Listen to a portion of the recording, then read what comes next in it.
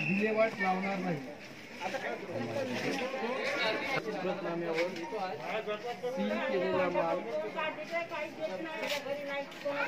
Doctor सांगेल त्यावेळी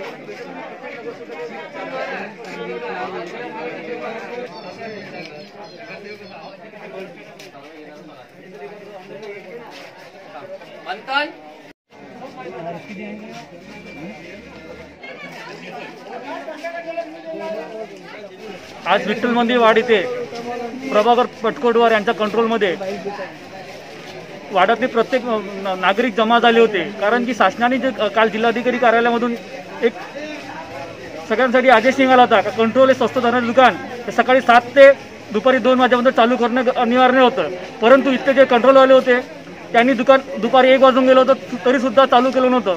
त्याच्यामुळे इथले स्थानिक आमचे जे लोक पदाधिकारी काही लोकांनी आमच्याकडे जे कंप्लेंट केली आणि आम्ही स्वतः DSO साहेबांना एक कंप्लेंट करून त्यांना इन्स्पेक्टरांनी त्यांचे दुकान सील केली।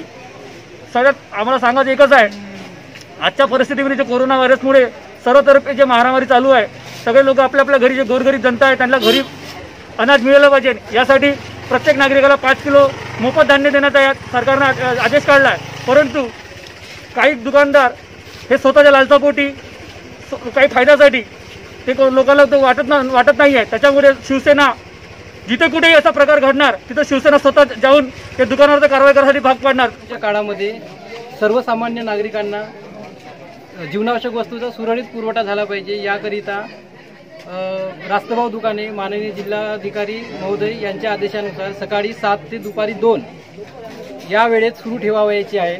परंतु विठ्ठल मंदिर वाड येथील श्री प्रभाकर पोटकडवार यांचे दुकान आज बंद होते।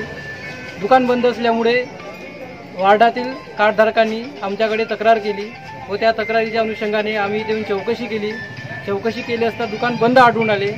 त्यामुळे त्यांचे दुकान पुढील कार्यवाहीसाठी सील करण्यात आलेले आहे।